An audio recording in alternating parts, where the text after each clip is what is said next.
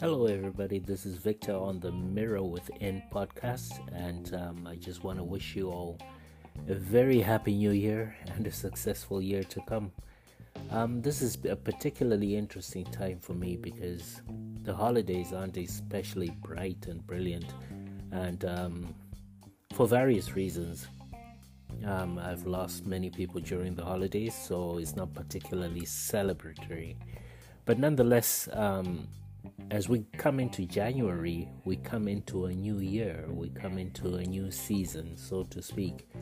Though, of course, that's just ideas we've put together to reset the clock, so to speak, wipe the slate clean. But I think it's also an important time to reflect, especially for me, and look within, hence the title of the podcast, Mirror Within, and see where I am in terms of my well-being and where I'm going. And one of the things that happened to me a couple of years back was I lost 2 cars due to road rage. And I thought to myself, what's the best way I can make use of that experience? Because I learned a lot from it, and most of the lessons I learned were through introspection and then devising ways of coping better in situations like that.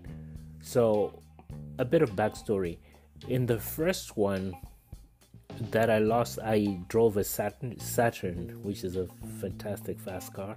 I can't remember which. It was a 2003 Saturn, actually. Yes, 2003, midnight black. And the thing could take off. It could really take off. And one day I was dropping my daughter off at school, and it was a rainy day. I got onto the road after dropping her off and slammed on the gas, and somebody cut in front of me.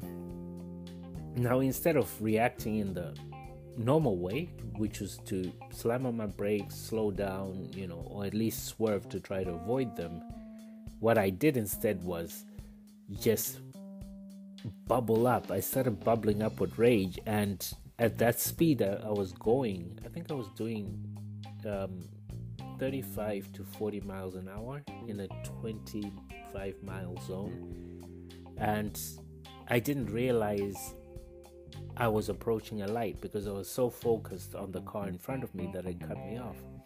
So this car stops after cutting me off, and I slam right into it. And only then did I realize that my faculties were not engaged at all because I was so focused on how I felt at that moment and how angry I was. But then, looking back, I lost the car and my insurance premium went up. So that wasn't a very good way to begin the day, let alone to carry on the week. And what bothered me the most about this incident was the fact that the gentleman comes out of the driver's side and he walks over to me and he says, "Are you okay? I was just rushing my mother to the hospital." And that's when it sank in. Here I was trying to own the road, and there was somebody cutting me off because they had to rush their mother to hospital. That was a really heavy blow for me. So I meditate a lot. I sit down with my thoughts. I try to go deep inside and see what's going on. I've got a practice that's been going on for about 3-4 years now, and it's totally changed my life, but that's a story for another day. How it comes in, though, in this story is that I got back home and I sat down with myself and sat with that anger that had bubbled up in that moment. And I didn't want to be that person who would put other people in danger, who would be reckless with their own property. it just wasn't a good space to be in. I did not enjoy the feeling. And so I started looking into ways to better that. That's when I came across affirmations, and I did not believe in them at all. When a friend recommended them like 20 years ago, I did not believe in them. What's a phrase that I say to myself going to do to change my behavior, so as it were. But at that time, and until the accident, I didn't know of auto-suggestion, things that you say to yourself. It's actually a thing. It's a real thing. So nonetheless, I started doing these affirmations, and part of the affirmation was, I am calm, I am cool, and I'm collected. I tell you this honestly, I did not believe in affirmations at all, but when a respected friend brought them up again, and I had nothing to lose by trying them out, what I would do is put on my headphones at night and just listen to them until I fell asleep. I think it's important that I tell you what the other parts of the affirmations were, because it's important for this story. So part of it was also, I am happy, I'm a joy, I'm a pleasure to be around, and I am a great public speaker, something to that effect, but it was something more well crafted than that. Nonetheless, all this to say, within a year, these things started manifesting in my life, and the calmness I began to feel was almost surreal. It was almost like I'm not living in my own body, if you know what I mean. It was surreal. So I was working at a drop-in center where we serve the unhoused population in Berkeley, and a frustrated gentleman was just yelling in my face, just really going at it.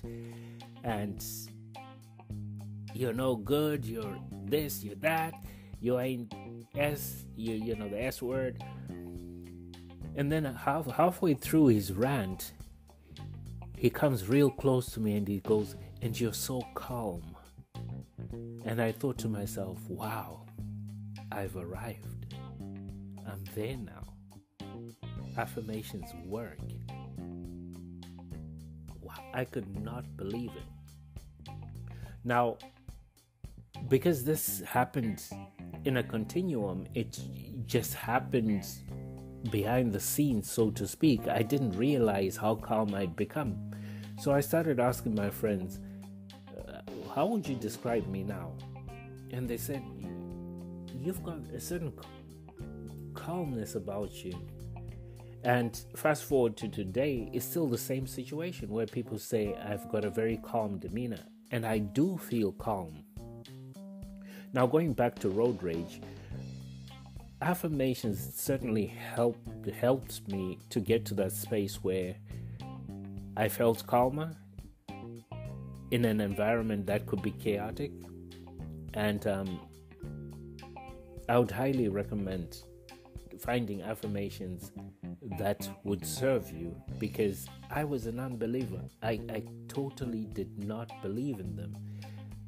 Hence the putting them on before I went to bed and falling asleep to the recording playing over and over and over again. But lo and behold, it worked. So that's one of the tools I had in my toolkit when it came to RoadRage, is affirmations. Just, I'm calm, I'm cool, and I'm collected.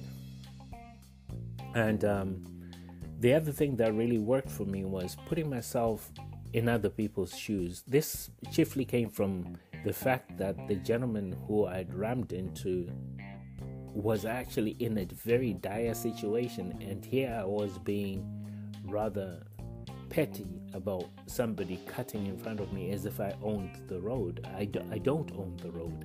It's for all of us. But you never know what people are going through. You just never know what people are going through. And that level of compassion to give people the benefit of the doubt to say, hey, do what you gotta do, wouldn't have cost me anything. Not at all. Actually, it would have prevented me losing something had I just been more compassionate and being more careful by not speeding. And putting let me speak for myself, putting myself in other people's shoes. As I look within, like, a situation happens, like when people cut in front of me, I always like to say to myself, that's you sometimes. You've done that sometimes. And that really puts me in my place, because it makes me not react to a situation. It makes me reflect on it. And as I go calmly through my day, I always remind myself that I'm not perfect. No one is. And sometimes people just have to do what they have to do. Our job is to make sure that they do it safely. So this has been Victor on my very first episode on Anchor, and my very first podcast, Mirror Within, which aims to share reflections that may help you raise your vibration, so they say these days, gain a different perspective that may enrich your life in some shape or form, or that you can tell somebody, and that way enrich their lives. So in capping it off, I just want to say, when it comes to road rage, the two things that I put into play are realizing that everybody's got a story and a reason to do what they're doing.